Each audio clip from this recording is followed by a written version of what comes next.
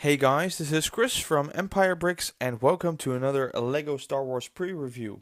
Today we're having a look at the upcoming set 75219, the Imperial AT Hauler. The set will release August 1st, 2018. It will have 829 pieces and will include 5 minifigures. So guys, after the Convex transport, this is of course a vehicle from the Solo movie that has been expected as a set and has been really anticipated because it's something new, it's something fresh to the universe. We haven't seen any new vehicles for a long time in the Empire, and now we're getting a few, so this is really cool to have as a set. As always, let's start with the minifigures. We get 5 of them, and it's sort of a surprising selection of minifigures, I would say. If we look at the front of the box, we can see that we get Qi'ra. She has quite basic printing, and I think not even printing on the legs. And I'm seriously wondering why she is in this set. I was expecting maybe something else, maybe another Enfys Nest member, but I don't know. Qi'ra feels strange in this set to have.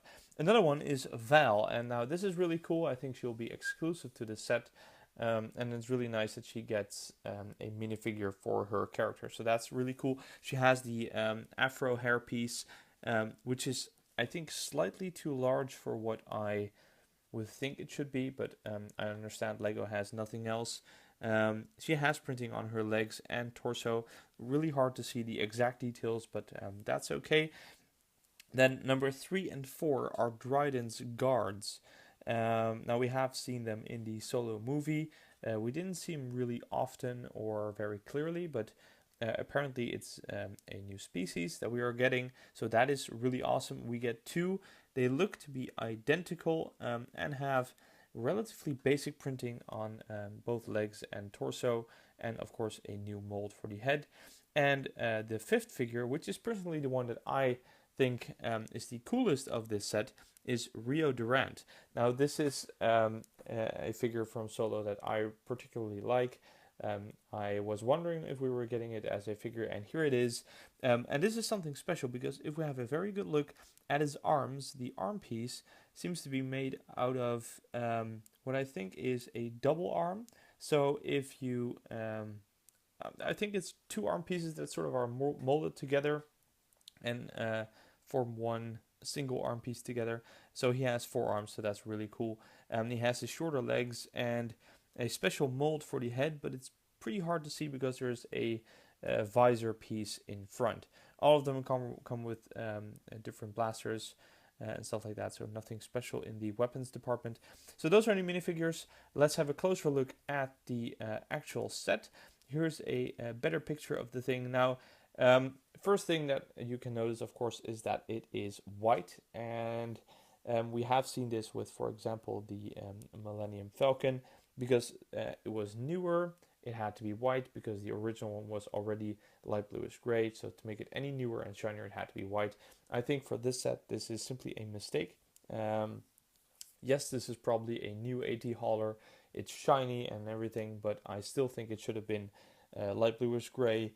If only to make it fit in with the other Imperial vehicles that we have seen in the past decade. So color-wise, I'm not too happy with the set, but that can be modified, of course, and there is some gray details on the outside. Now, concerning the looks, I still think it looks very awesome. It's in a horizontal position right now, but you can actually flip it over and make it fly in a vertical position as well. There is some sticker detailing that you can see.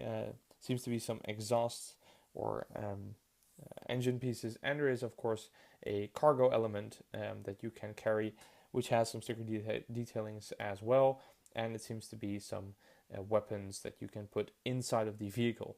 So yeah, from the outside, I'm just guessing that there is going to be a lot of complaints about the white. At least I don't like it, and I expect other people to be disappointed about that as well.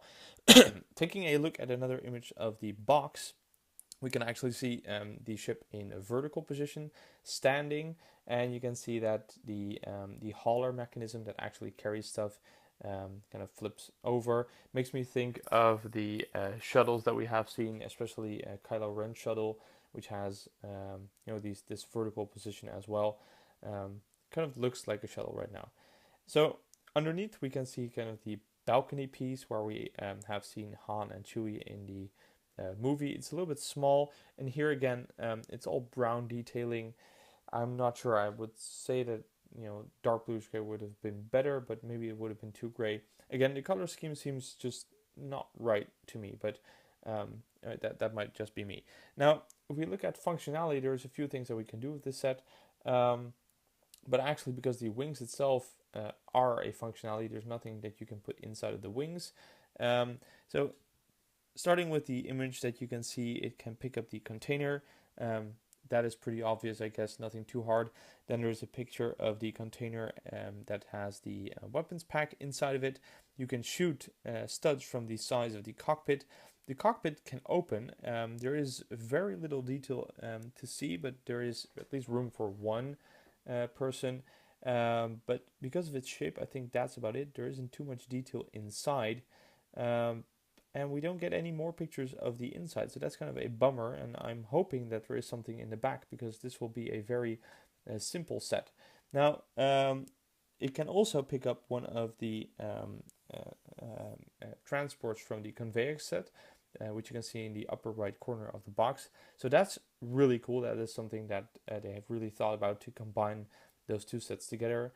And you can flip it down in horizontal position and put some figures on the balcony piece. So some functionality, but I'm thinking that here they are portraying some stuff as a functionality. For example, that you can put minifigures on the balcony, which I personally do not count as a functionality. So a little bit disappointing on the playability side, I would say. Now this set will retail for $89.99 in dollars, and probably $99.99 in euros, or a little bit more. And I think that is pretty expensive for this set. It's pricey. All Lego Star Wars sets are pricey, I know, but even compared to the rest, I think it's not really playable. It doesn't look amazing. It only has 5 minifigures, so there's almost every department in this set is a little bit of a disappointment. So I'm not too enthusiastic about this, although I'll probably want to have this set sometime in the future. I'm just hoping that somebody will modify it into gray and share their instructions with me. So those are my thoughts on this new and upcoming set. I really look forward to hearing your opinion on this set. If you did like this video, please like, comment, and subscribe, and I will see you all next time.